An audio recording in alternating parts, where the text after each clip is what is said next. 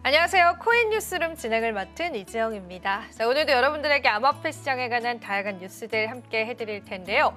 오늘은 저희가 특별한 분을 게스트로 모셔봤습니다. 우선은 인사부터 좀 나눠볼게요. 표상록 작가님 함께 해주셨습니다. 작가님 안녕하세요. 네, 안녕하세요. 네, 오늘 저희와 함께 해주셨는데요. 오늘은 특별하게 저희가 2024년도를 좀 정리를 해보면서 이 시장을 정리를 해보고 또 내년에 있을 시장의 분위기들을 한번 같이 예측해보면 좋을 것 같습니다.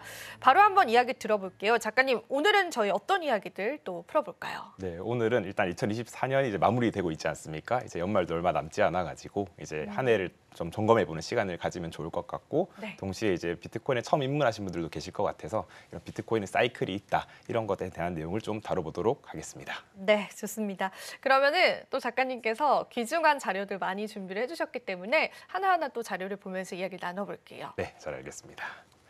네, 먼저 이제 2024년 시장 점검을 먼저 한번 해보도록 하겠습니다. 일단 먼저 글이 많아가지고 아마 보시기 되게 좀 난해하실 수도 있을 것 같은데 제가 차례차례 차근차근 좀 설명을 드려보도록 하겠습니다. 일단 먼저 가로축은요, 이제 보시면은 아시다시피 2024년 1월부터 지금 현재까지 이제 시간축이라고 보시면 되고요. 세로축은 이제 비트코인의 가격이라고 보시면 됩니다. 뭐 쉽게 봤을 때는 이제 1월 1일에는 비트코인 가격이 42,000달러였다가 지금 현재는 한 98,000달러, 95,000달러 왔다 갔다 하고 있는데 이제 고점으로 한 108,000달러를 찍은 적이 있습니다. 그래서 이렇게 뭐 흐름으로 봤을 때는 이제 길게 상승을 하였지만은 그 과정에서는 되게 다사다난한 일이 있었거든요. 그에 대해서 한번 좀 설명을 드려보도록 하겠습니다. 그래서 아마 1월 초에 많은 분들이 좀 기억하실 것 같습니다. 1월 10일에 이제 미국 비트코인 현물 ETF가 좀 승인이 된 적이 있습니다. 이제 그에 따라 가지고 이제 가격 상승을 좀 많이 견인이 되었었는데요. 사실 이러한 것들을 봤을 때는 이제 미국은 이제 좀 제도적으로 금융기관들이 좀 집중적으로 채택을 하고 있다라는 것을 좀 이해를 할 수 있고요. 사실 이 뉴스는 이제 작년 6월 정도부터 나왔습니다. 작년 6월에 이제 블랙락이 이제 SEC에 이제 우리는 비트코인 현물 ETF를 신청할 것이다라는 신청 승인서를 내면서 약 6개월간의 과정이 버텼었고 그 과정 중에서도 가격이 한 70% 정도 상승을 했습니다. 신청 당시 25,000달러였다가 이제 1월 달에 42,000까지 오르면서 70% 올랐는데요. 사실 비트코인 현물 ETF가 승인되고 이후에는 바로 좀 급락이 있었습니다. 그래서 이제 뭐야 이거 이런 분들도 좀 많이 계셨을 것 같은데 이제 이 당시에는 뭐 돌이켜 봤을 때는 이제 FTX라는 거래소 있지 않습니까? 네. 이제 그게 이제 파산을 했었는데 이제 파산 절차에 동시에 이제 자기가 보유하고 있던 GBTC를 전량 매각했다라는 소식과 함께 약간 숨고르기를 했던 것으로 볼 수 있습니다. 그래서 뭐 주식 투자를 하시는 분들도 아시겠지만은 뭐 소문에 사서 뉴스에 팔자 막 그런 것들 있지 않습니까? 그래서 아마 그런 심리가 좀 작용했지 않나라고 좀 생각을 하고 있고요. 2월에는 뭐 특별하게 이슈는 크게는 없었지만은 이제 비트코인 ETF 외에도 이제 이더리움 ETF에 대한 뭐 기대감이 있었습니다. 그렇지만 2월 달에는 이제 이더리움 ETF에 대한 뭐 승인은 좀 지연되었었고 동시에 미국은 이제 금리를 동결하는 이제 기조를 계속 보였습니다. 그리고 3월 달 좀 지켜보면은요. 3월 달에는 이제 이더리움 댕쿤 업그레이드라는 것이 좀 주요한 이벤트 중 하나였었는데요. 이제 그와 동시에 이제 사실 좀 가격이 좀 떨어지긴 하고 이후 좀 쭉 이렇게 횡보하는 강세를 보였습니다. 하지만 이게 큰 이슈가 되었다라기보다는요. 사실 3월 12일에 미국의 BTFP라는 프로그램이 종료가 되었어요. 이제 미국에서 이제 작년에 이제 실리콘밸리 은행이 파산하고 그러면서 이제 이런 중소은행들에 대한 리스크가 커지다 보니까 그것을 좀 돕기 위한 프로그램이었는데 이것이 좀 종료가 되면서 약간 단기적으로 유동성에 대한 좀 뒷받침이 떨어지지 않았나라는 좀 생각을 하고 있습니다. 동시에 이제 미국은 또 금리를 동결을 하였는데 뭐 동시에 일본은 20bp 이제 제로 금리를 마이너스 금리를 끝내고 일본은 이제 금리 20bp를 인상하는 이런 행태도 보였던 걸 볼 수 있습니다. 뭐 동시에 이제 비트코인 가격이 계속해서 이렇게 등락을 반복을 하고는 있긴 하는데요. 그래서 그 1분기 같은 경우에는 돌이켜 봤을 때는 이제 비트코인 현물 ETF에 대한 그 자금 유입이 제일 컸던 것 같고 이제 두 번째로는 이제 비트코인 반감기에 대한 그 기대감으로 이제 좀 가격이 상승한 것으로 이제 좀 해석이 될 수 있습니다. 네, 다시 한번 이제 2분기로 좀 돌아가 보겠습니다. 2분기로 좀 돌아가면요, 4월에 이제 뭐 지정학적 리스크가 계속 나타나고 있지 않습니까? 뭐 이스라엘 이란 공격 동해 가지고 그거에 대한 뭐 불안감, 이런 지정학적 불안감을 통해서 좀 가격이 좀 조정이 된 바 있고요. 동시에 이제 네 번째 반감기가 4월 20일에 진행되었습니다. 동시에 이제 홍콩에서도 비트코인과 이더리움 현물 ETF가 승인이 되는 시기가 있었는데 뭐 크게 이제 가격적으로는 좀 변화가 없었다라는 점을 좀 볼 수 있었습니다. 그리고 5월 24일에 이더리움 현물 ETF가 1차적인 좀 승인이 있었고요. 하지만 이게 좀 뭐 스테이킹이 좀 제외된 이제 그 상태였기 때문에 크게 시장의 가격 상승을 좀 견인할 수는 없었던 것으로 이해할 수 있습니다. 그리고 돌이켜 보면은 이제 6월부터 한 8월까지는 좀 계속 좀 하락과 조정이 많이 있었던 것으로 좀 볼 수 있는데요. 이제 큰 이슈는 이제 독일이 보유하고 있던 비트코인을 좀 매도하기 시작했다. 그리고 이제 뭐 10년 전부터 계속 그 이슈가 되고 있던 마운트 곡스가 이제 채권 상한을 공지하겠다라고 발표를 했고요.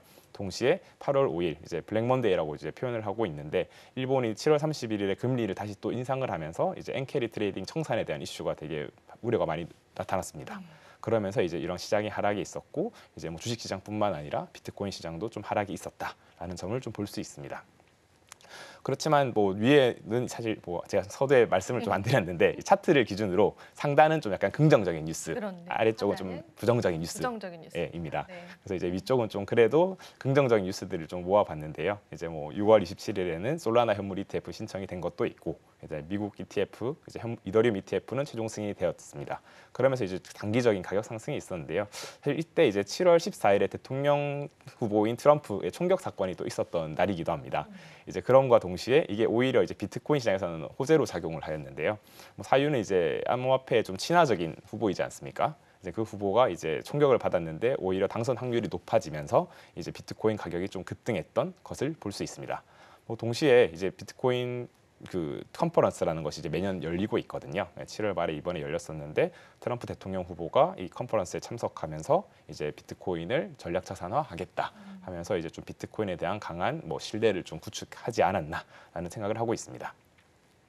동시에 이제 8월 달로 좀 넘어가 보겠습니다. 이제 8월 7일에는 SEC와 리플 간의 합의가 있었고요. 이 소식을 통해서 이제 어느 정도 2020년부터 SEC와 이어왔던 소송을 마무리할 수 있지 않겠나라는 이제 기대감이 좀 있었고, 동시에 이제 FTX 거래소의 그런 파산과 그리고 채권을 상환하는 절차에 대한 것도 되게 기대감이 큰 것이 사실입니다. 왜냐하면 그들이 이제 보유하고 있는 자산이 거의 뭐 160조 가까이 되고 있기 때문에 이것들이 이제 좀 시장에 다시 환원이 된다면은 다시 시장이 끌어올릴 수 있는 그런 요인이 될 수 있기 때문인데요. 그래서 이제 8월 8일에는 이제 뉴욕 법원이 FTX와 CFTC의 합의안을 최종 승인한 바 있습니다. 그러고 이제 좀 더 FTX 사건을 이야기해 보면 10월 7일에는 이제 FTX가 파산 계획을 법원에다 제출을 하였는데 최종적으로 너희의 계획을 이제 승인하겠다라는 이제 그 이야기가 나오면서 좀 가격이 좀 상승한 바 있고요. 동시에 최근에 이제 12월 17일 FTX는 채권자에 대한 변제 계획을 발표하였습니다. 이 내용은 이제 1월 초부터 이제 우리의 이런 채권들을 다 변제를 하겠다라고 하는데 이제 변제 금액도 되게 크고 그리고 이제 변제하는 이제 용도가 이제 크립토로 변제를 하는 것이 아니라 이제 USD 달러로 이제 변제를 하기 때문에 사실 그 자금이 다시 한번 암호화폐 시장에 좀 들어온다면 좀 더 이제 시장에 대한 기대감이 클 수 있지 않나라고 좀 생각을 할 수 있습니다. 그래서 뭐 지금 또 3분기에 대해서 좀 말씀을 드렸는데요. 이제 2분기, 3분기는 기본적으로 좀 지정학적 이슈도 있었고 4월 초에, 그리고 이제 글로벌 경제 시장에서는 이제 금리 인하기에 들어가는 미국들이 있었고, 그리고 금리를 인상했던 일본들이 있었고, 그리고 동시에 이제 독일 그리고 마운트 곡스 이런 매도 및 상한 이슈가 있었던 점을 알 수 있습니다.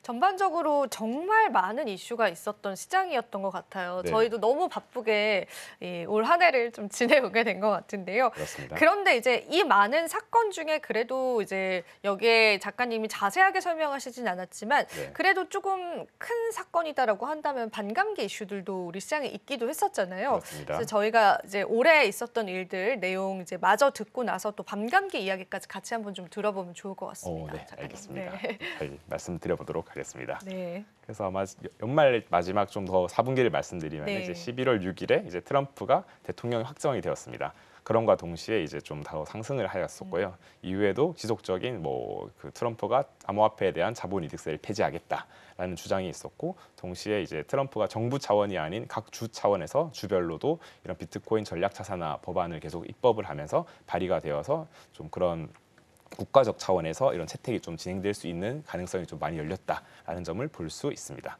그리고 또 악재에도 살짝 좀 말씀을 드리면요, 아래쪽에 있는데요. 뭐 10월 초에는 이제 사토시 나카모토에 대한 정체를 밝혔다라고 이제 미국의 HBO라는 그 방송국에서 이제 되게 그러면서 약간 뭐 시장의 출렁이긴 하였습니다. 네. 실제 왜냐하면 사토시 나카모토라는 사람이 보유하고 있는 비트코인 한 110만 개 정도가 됩니다. 그래서 전체 2,100만 개 중에 한 5% 정도에 해당하는 물량이기 때문에 그거에 대한 이제 매도세를 당연히 이제 좀 우리가 뭐 쉬쉬할 수는 없으니 이제 그거에 대한 우려감이 있었고요. 동시에 10월 25일에 뭐 테더 사태라고 잠깐 언급이 되었었는데 이제 법무부 재무부가 이제 테더를 조사하겠다라는 이슈로 잠깐 하락한 바 있습니다. 동시에 뭐 12월 10일 이제 마이크로소프트가 이제 비트코인을 투자하느냐 마느냐 이제 그 마이클 세일러 회장이 이제 나가서 이제 좀 제안을 했었는데 이제 좀 부결이 되면서 이제 가격이 잠깐 하락했던 적이 있고요. 그리고 이제 12월 12일에 구글이 양자 컴퓨터 윌로우를 발표를 하면서 이제 뭐 이 양자 컴퓨터가 비트코인을 다 이제 해킹할 수 있는 것이냐라는 네. 그런 이슈로 좀 하락이 있었는데 저는 개인적으로 네. 양자 컴퓨터는 사실 매년 좀 나오고 있는 뉴스이긴 하거든요. 네네네. 이제 구글뿐만 아니라 뭐 IBM, 그다음 마이크로소프트, 그다음에 다양한 기업들이 이미 보유를 하고 있는 컴퓨터이고 미국뿐만 아니라 뭐 다른 뭐 중국이나 유럽도 보유하고 있기 때문에 이거는 뭐 저는 개인적으로는 약간 그냥 하락의 재료로 좀 활용되는 것들 중 하나이지 않나라는 생각을 하고 있습니다.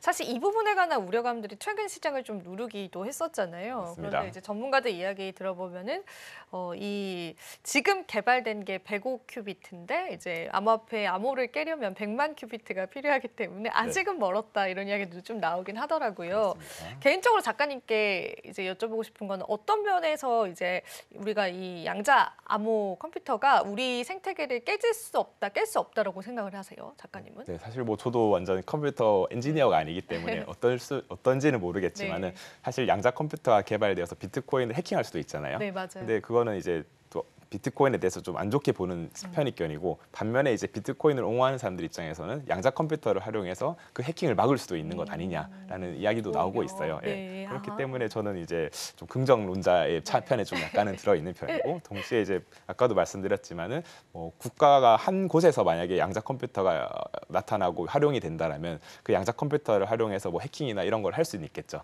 그렇지만 이제 다양한 국가가 이미 보유를 하고 있고 다양한 기업들이 가지고 있기 때문에 각각의 이제 주체들이 서로 이제 뭐 시장을 만들어갈 테기 때문에 이제 뭐 그 큰 뭐 해킹의 위험은 조금 더 줄어들 수 있지 않을까라는 생각을 하고 있습니다. 네, 좋습니다. 자, 그럼 저희 또 호재와 악재들 쭉 살펴보셨는데 일단 비트코인 이제 사이클 반감기 이야기 드디어 한번 나눠보면 좋을 것 같습니다. 작가님 계속 이야기 들려주시죠. 네, 잘 알겠습니다. 네, 일단 뭐 사이클을 계속 좀 말씀을 드리고는 있는데요. 사실은 이제 아마 모든 투자 시장에는 사이클이 있다라고 좀 생각을 하고 있습니다. 저는 이전에는 이제 그 미래에셋 자산운용에서 부동산 펀드 매니저를 했었는데요. 그래서 이제 좀 가장 좀 이해하기 쉽게 부동산과 가상자산 사이클에 대해서 좀 한번 말씀을 드려보겠습니다.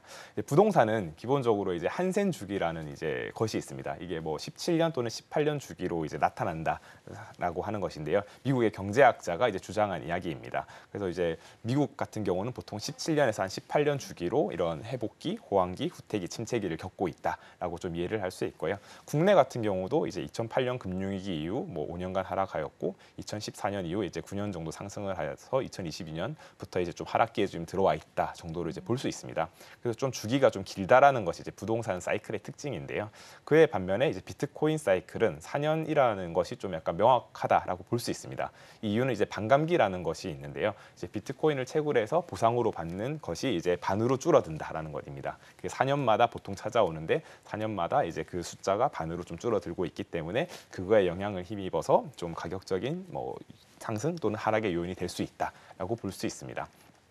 그래서 이제 반감기가 2012년에 한 번 있었고 2016년 그리고 2020년 그리고 2024년에 이제 있었습니다. 그래서 그 보시면요 이제 상승과 하락을 좀 진행을 하고 있고 2009년 처음 나왔을 때는 사실 뭐 비트코인이 뭐 가치가 없었지 않습니까? 뭐 거의 뭐 0달러에 가까운 숫자였었고 2013년에 이제 1,242달러까지 상승을 한 바 있고 이후에 한 2년 정도 하락을 하여서 이제 2015년에 한 162달러 저점을 기록하였습니다. 그래서 되게 가격의 진폭이 큰 것이 또 당연한 것 같습니다. 이게 뭐 지금까지는 이제 위험 자산으로 사실 분류되었던 자산이고 이제 최근 2024년 들어가지고 어느 정도 이제 그런 인플레이션을 해지할 수 있는 자산으로서 좀 부각이 되고 있는데요. 사실 이때는 이제 좀 위험 자산으로서 많이 인지가 되고 있던 시기였기 때문에 그 등락이 매우 컸다라는 것을 볼 수 있습니다.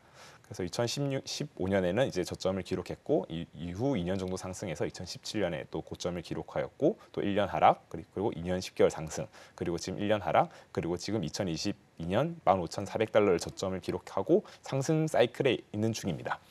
그래서 이제 지금 사실 고민이 많으실 거예요. 2022년에 15,000달러, 한 2,500만 원 정도 전후였었거든요. 네. 근데 지금은 뭐 원화로는 한 1억 5천 정도가 되고 있고, 그리고 달러로는 거의 10만 달러에 가깝기 때문에 이미 6배, 7배 오르는 자산인데 투자를 해도 되는 것일까라는 고민이 좀 많을 것 같은 시기인 것 같습니다. 그런데 이제 사실은 그 지금까지의 사이클을 보면 수익률적인 측면에서는 초기보다는 좀 줄어들기는 하잖아요. 그래서 더 고민이 많이 되는 것 같아요. 네. 이번 사이클에서는 이 가격이 고점일까? 그런 이제 부담감들이 좀 있는 것 같은데 네, 맞습니다. 작가님 생각하실 때는 좀 어떻게 생각을 하세요? 네, 저는 아직까지는 그래도 이제 뭐 가격을 이제 발끝부터 머리 끝까지 비유를 해본다 치면은 네. 지금은 한 그 허리 아래쪽 정도라고 생각하고 있거든요. 이번 사이클에서는. 그렇기 때문에 아직까지 어깨나 머리까지는 올라오지 않았다 정도로 생각을 하고 있고, 아직 그래서 2025년도에는 기회가 충분히 있을 것 같다 정도의 의견을 말씀드리고 싶습니다. 네,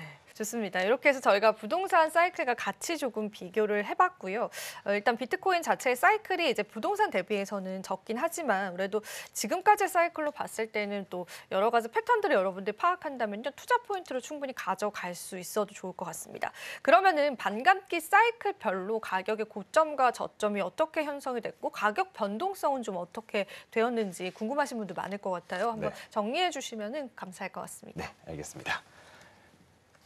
네, 이제 반감기 사이클이 이제 과거에는 3번이 있었고 지금 이제 4번째 사이클을 진행 중에 있다라고 말씀을 드릴 수 있습니다. 첫 번째 반감기가 이제 2012년에 있었습니다. 이제 그 표를 보면서 한번 말씀을 드려보도록 하겠습니다. 크게는 이제 빨간색이 좀 상승했던 시기, 그리고 파란색은 하락했던 시기, 그리고 초록색은 이제 반등했던 시기라고 좀 보시면 되는데요. 첫 번째 반감기가 2012년 11월 28일이었습니다. 당시 가격이 12.35달러였었고요. 그래서 이때였는데 이제 최고적 가격이 2013년 11월 29일이었습니다. 당시가 1,242달러. 그래서 이 반감기를 기점으로 한 366일, 1년간에 101배 정도의 상승이 있었던 바 있습니다. 그렇지만 보통 대부분의 사람들은 상승에만 약간 집중을 하는 경향이 있는데 사실은 이거는 변동성이 큰 자산이기 때문에 하락에 대한 것도 신경을 좀 써야 됩니다. 그래서 고점 대비해서 얼마나 하락했나라고 보았을 때는요, 이제 최고 가격이 2013년 11월 29일에 있었고요. 이후 최저 가격은 2015년 8월 17일에 있었습니다. 이때 162달러까지 하락을 하였는데요. 이제 1,242달러 대비해서는 약 87%까지 하락을 하였고, 사실 이때 이제 투자를 시작했다라면은 좀 많이 힘든 시기가 될 수 있었다라고 좀 말씀을 드릴 수 있습니다. 그리고 이제 이후에 이제 그 다음 반감기까지의 시간이 좀 이제 조정 또는 횡보 또는 이제 반등하는 시기라고 좀 볼 수 있는데요. 그래서 이제 162달러에서 665달러까지 약 한 4.1배 정도 상승을 하였고 그 소요 시간은 한 326일 정도 걸렸다라는 점을 볼 수 있습니다. 그래서 지금 첫 번째 반감기 사이클을 말씀드렸고요. 뒤에 두 번째, 세 번째, 네 번째도 계속 말씀드려보도록 하겠습니다. 두 번째 반감기 사이클입니다. 일단 크게는 비슷합니다. 이제 빨갛게 상승하는 시기, 하락하는 시기, 그리고 조정 또는 반등하는 시기가 있습니다. 두 번째 반감기에는 2016년 7월 8일에 있었고요. 당시 이제 665달러. 그리고 최고 가격은 그로부터 527일 뒤인 2017년 12월 27일이었고 19,800달러로 올랐습니다. 그래서 보시면은 이제 30배 정도 상승한 것을 볼 수 있죠. 네, 이만큼 변동성이 큰 자산입니다. 마찬가지로 하락폭도 마찬가지로 컸는데요. 이제 최저 가격은 2018년 12월 15일에 있었고 3,100달러 정도를 기록했습니다. 그래서 최고 가격 대비 약 84%의 하락. 뭐 이때도 만약에 투자를 했다면 되게 힘든 시기를 겪을 수 있었다라고 말씀을 좀 드리고요. 네, 이후에 이제 최저 가격부터 다시 다음 반감기까지 한 2.7배 정도 상승을 하면서 그 기간은 한 1년 반 정도, 513일 정도 걸렸다라는 점을 이해할 수 있을 것 같습니다. 그럼 지금까지 두 번째 반감기 사이클을 봤었을 때 우리가 언제 투자를 하느냐 그 시점에 따라서는 정말 큰 하락률을 겪으셨던 분들도 있으셨을 것 같아요. 그래서 지금까지 제가 봤을 때는 비트코인은 좀 장기 투자를 해야 되는 그런 자산이 맞지 않을까 그런 생각이 좀 들기도 하는데 작가님은 그 부분에 관해서 어떻게 생각하세요? 좀 트레이딩적으로 우리가 해도 수익이 잘 날 수 있을까요? 네, 저도 개인적으로 이제 그 비트코인은 저는 인베스팅의 관점, 중장기적으로 인베스팅 관점이 적합하다 생각을 하고 있고요. 사실 뭐 한국 사람들은 비트코인에 관심은 있지만 실제는 알트코인 투자하시는 분들이 되게 많거든요. 맞아요. 그래서 알트코인은 좀 단기적인 관점으로 트레이딩의 관점으로 하는 게 맞지 않나라고 좀 생각을 하고요. 그래서 그렇다고 해서 이제 비트코인을 뭐 10년, 20년 계속 가지고 있을 수만은 또 없지 않습니까? 그렇죠, 맞아요. 물론 그런 분들도 계시겠지만 이제 그런 뭐 만약에 지갑을 좀 나눠 가지고 장기로 보유하는 비트코인이 있을 수도 있고 또는 이 사이클을 활용하면 4년 주기로마다 저점과 고점을 좀 활용할 수 있지 않습니까? 그래서 저는 개인적으로는 이런 중장기적으로 보유를 하는 포션도 있고 나머지 부분은 좀 사이클을 활용해서 이제 저점과 고점에서 좀 매매를 하면은 좋은 수익성을 거둘 수 있지 않을까라는 생각을 합니다. 그러면 이제 두 번의 반감기 사이클을 봤다면 이제 남은 그런 네. 반감기 사이클도 보면 좋을 것 같아요. 세 번째 반감기 사이클은 또 이전 대비해서 어떤 변화들이 있었는지 좀 하나하나 좀 체크를 해볼까요? 네, 좋습니다. 세 번째 반감기 사이클을 또 말씀드리겠습니다. 이제 기본적으로 뭐 비슷합니다. 상승했고 하락했고 다시 이제 또 반등하고. 그래서 이제 2020년 5월 11일에 세 번째 반감기가 있었습니다. 당시 가격이 8,572달러였고요. 이후 고점은 한 548일 뒤인 2011년 11월 10일 한 69,000달러를 기록했습니다. 그러면서 8배 정도 상승을 했었죠. 그리고 이후 다시 또 뭐 한 78%의 하락이 있었고 최저 가격은 한 15,000달러였었고 다시 2024년 최근입니다. 4월 20일까지 이런 상승을 해서 한 4.2배 상승을 했다. 그리고 566일 정도가 걸렸다라고 이제 말씀을 드리는데요. 이제 세 번째 반감기 이제 두 번째, 첫 번째를 살펴보았을 때 첫 번째 반감기에서는 100배 올랐지 않습니까? 네. 두 번째는 30배. 그리고 세 번째는 8배 올랐습니다. 그래서 이렇게 상승은 하지만은 이제 상승되는 폭이 점점 줄어들고 있다라는 점을 좀 인지하시면 좋을 것 같고요. 이제 뭐 그 이유는 좀 다양하게 있을 수 있습니다. 이제 비트코인은 계속해서 채굴이 되고 있고 그만큼 채굴되는 만큼 공급량도 늘어나고 유통량도 늘어나 있지 않습니까? 그 동시에 가격은 또 계속적으로 올라가고 있고 그렇기 때문에 이런 뭐 조금의 자본이 투여되더라도 초기와는 다르게 큰 돈이 들어가야지 좀 이렇게 가격의 변동성이 커질 수 있다라는 점이 좀 그 이유 중 하나일 거라고 좀 생각을 하고 있고요. 동시에 2020년도는 아마 기억하실 겁니다. 이제 코로나 시기로 양적 완화 시기였지 않습니까? 그래서 이제 뭐 이게 반감기 사이클도 있었지만은 그때 당시 이제 양적 완화, 제로 금리를 힘입은 양적 완화 시기에서 좀 가격이 좀 상승한 바도 있지 않나라는 좀 말씀을 드릴 수 있고요. 그리고 최저 가격에 대해서도 또 많이 좀 이슈가 있었습니다. 네. 이게 2022년 11월인데요. 2022년에 좀 다양한 이슈가 있었죠. 아마 5월에 이제 테라 루나 사태. 네, 맞아요. 네. 기억납니다. 네, 그래서 아마 보시면 2022년 5월 달이 여기쯤이거든요. 네. 그래서 이렇게 급락을 했었죠. 테라 루나 사태로 인해 가지고 좀 가격이 많이 하락을 했었고 그리고 11월에 이제 FTX 거래소가 파산을 하면서 이제 좀 많이 비트코인 가격을 하락했고 마침 그 시기가 이제 최저 가격과 좀 유사했다라는 점을 볼 수 있었습니다. 그래서 그때를 돌이켜 보면 아마 사람들이 대부분 이제 극도의 공포에 좀 질려 있었을 시기이거든요. 네. 근데 이제 오히려 이제 그런 시기에 조금 이런 믿음과 그리고 좀 약간 용기가 있었으면은 이 좋은 그 수익률을 거둘 수 있는 또 시기였다라는 점을 좀 확인할 수 있을 것 같습니다. 네. 그럼 세 번째 반감기까지 들어봤는데요. 저희가 또 시간이 많이 남지 않았기 때문에요. 한 마지막 반감기 사이클 한번 이야기 들어보면서요. 작가님이 준비하신 나머지 내용들까지도 한번 얘기 청해 들어보겠습니다. 네, 알겠습니다. 네 번째 반감기 사이클은 아직 진행 중인데요. 사실 시작한 가격이 65,000달러입니다. 이제 2024년 4월 20일에 있었고요. 지금 10만 달러에 가까워가지고 사실 많이 올랐다라고 좀 생각을 하고 있는데요. 이제 앞선 이제 그런 세 번째 반감기 데이터랑 비교를 했을 때는 아직까지도 진행 상승의 사이클의 진행 중이다라고 좀 생각을 하고 있습니다. 그래서 저는 개인적으로 뭐 이번 반감기에는 반감기 가격 대비 3배에서 5배 정도 상승을 할 것이라고 생각을 하는데요. 이 여기에 있는 숫자들은 그냥 평균치입니다. 이제 앞에 이제 세 번의 반감기를 통해서 데이터에 대한 평균을 그냥 단순히 좀 입력한 것이고 이거는 좀 변동될 가능성은 충분히 있다라고 좀 이해를 하시고 보시면 좋을 것 같습니다. 그래서 이제 최고 가격은 개인적으로 2025년 8월 정도 전후로 한 4월에서 10월 경이라고 저는 생각하고 있는데 이제 한 19만 5천 달러, 많이 올랐을 때는 한 32만 5천 달러까지도 갈 수 있지 않나라고 생각을 하고 있고 이후에 하락을 한다라면은 저는 하락폭이 많이 줄어들 것이라 생각을 합니다. 사유는 이제 이런 금융기관들이나 이런 국가 그리고 글로벌 기업들이 자금이 많이 들어와 있고 이제 그들의 평단가까지는 떨어지지 않을 것 같다라는 게 기본적인 좀 의견이 있고요. 그만큼 좀 변동성이 좀 줄어들고 있는 자산이기 때문에 이제 그러한 점을 좀 반영해서 한 60% 하락을 한다라면은 한 78K에서 130K 정도까지 하락할 수 있지 않을까. 그리고 이후에 뭐 앞선 데이터를 모두 다 이제 활용한다면 한 4배 정도 올라야 되는 게 맞는데요. 사실은 이제 저는 개인적으로는 막 그렇게 막 그 올라갈 것이다라고 좀 생각을 덜 하고 있고 이제 그런 그만큼 좀 변동성이 줄어들고 있기 때문에 뭐 보수적으로 한 2배 정도 이제 반등을 했을 때는 한 156K, 260K가 다음 반감기에서의 가격이지 않을까라고 좀 추정을 하고 있습니다. 네, 좋습니다. 이렇게 해서 저희가 또 오늘 코인 뉴스를 열심히 꾸려봤고요. 작가님과 인사 한번 드려보면서 보내드리도록 할게요. 작가님 오늘도 도움 말씀 고맙습니다. 감사합니다. 네, 오늘도 여러분들에게 도움되셨을 시간이길 바랍니다. 저희는 다음 이 시간에 더 알찬 정보들로 함께하도록 할게요. 오늘도 시청해주신 여러분 고맙습니다.